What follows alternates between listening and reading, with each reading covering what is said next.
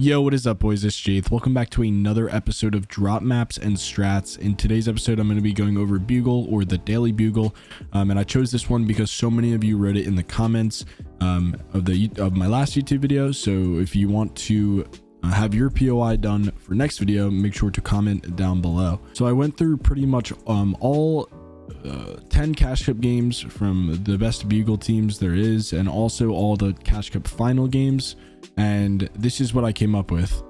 To give you guys a quick rundown, this is what the Bugle routes looked like in the Cash Cup.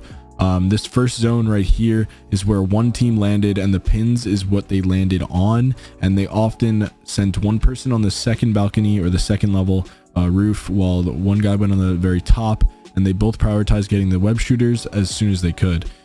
This other team split these two buildings. One landed on this porch, another landed on the roof and dropped through the window instantly.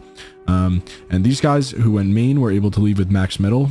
This lower player would farm that whole bottom basement, while the upper player was able to farm all the metal on the very top, like second, third floor from the top.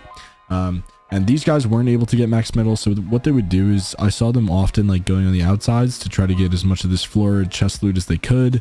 And then often they would meet at the pond when they were done and scavenge any loot from here. In this Cash Cup, this pond wasn't looted, but I don't know if it'll always not be looted or not. But that is the basic rundown.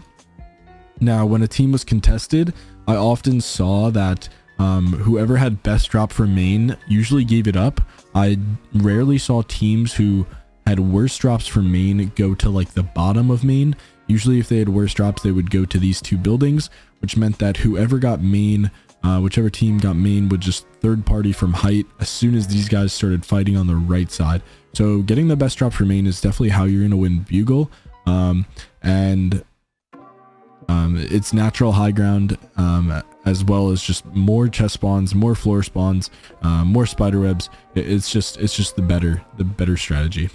Now, right before I show you guys the drop maps, I just want to say that making the drop map for the Bugle was extra hard because of the mountain, and deploying on the drops takes a lot of precision. You want to make sure that you're deploying into them and not looking like straight down onto them, because even if you're just a little bit after, it can cause your drop to be too high. This is one of the drops where the drop maps, that's gonna take a lot of practice, and you're going to have to do it over and over again before you can perfect it. I also made a second drop map that I'm going to show you in a second here, and that one I connected the lines so that if you don't know exactly where to drop, like somewhere in between, this might help, but it might make it a little bit inaccurate. This just takes practice again. This kind of shows you the complete circle, but obviously there's like some lower elevation and all the different factors that come into play here.